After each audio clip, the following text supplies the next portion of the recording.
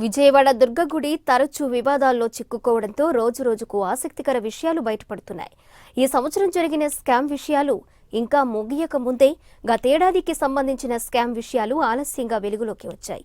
అసలేం జరిగింది, బయటపడ్డ వాస్తవాలు ఏంటి అనే విషయం తెలియాలంటే ఈ స్టోరీలోకి వెళ్లాల్సిందే.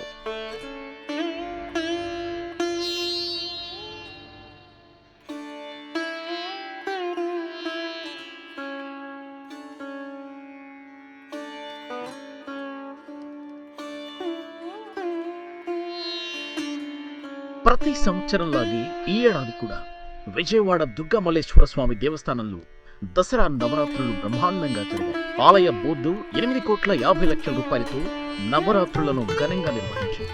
ఈ ఉత్సవాల్లో నిత్య ఆరంగేట్రం చేయాలనుకునే వారికి ఈవో అవకాశం కల్పించడంతో స్వచ్ఛందంగా చాలా మంది ఉచితంగానే ప్రదర్శనలు ఇచ్చారు. వారిని ప్రోత్సహించేందుకు ఈవో సర్టిఫికేట్ తో పాటు మొమెంటోలను అందజేశారు. అయితే ఆ మొమెంటోల కొనుగోలు విషయంలో ఏఈఓ అచ్యుతరామయ్య మీద ఫిర్యాదు రావడంతో ఈవో విచారణ జరిపి వారిని సస్పెండ్ చేశారు.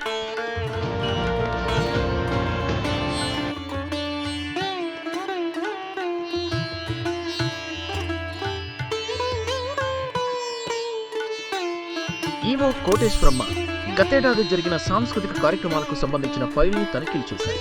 అందులో 40 లక్షలు దేవస్థానం నుంచి అడ్వాన్స్ తీసుకున్నట్లుంది, కానీ దానికి సంబంధించిన సంతకాలు కానీ స్టాంపులు కానీ కనీసం ఖర్చులకు సంబంధించిన ఓచర్లు కానీ లేవు. దాని తాలూకా అధికారుల్ని ఏంటి అని ప్రశ్నిస్తే ఆ డీటెయిల్స్ ఏమీ లేవని నోళ్లెళ్లబెట్టారు. అలాగే పబ్లిషన్స్ కి సంబంధించి కూడా 20 లక్షల రూపాయలు ఖర్చు అయిందని, దానికి సంబంధించిన లెక్కలు కూడా లేవని అధికారులు ఈవోకి తెలిపారు. దీంతో ఈవో ఆశ్చర్యపోయి అలా ఎలా జరిగిందని ఆరా తీశారు.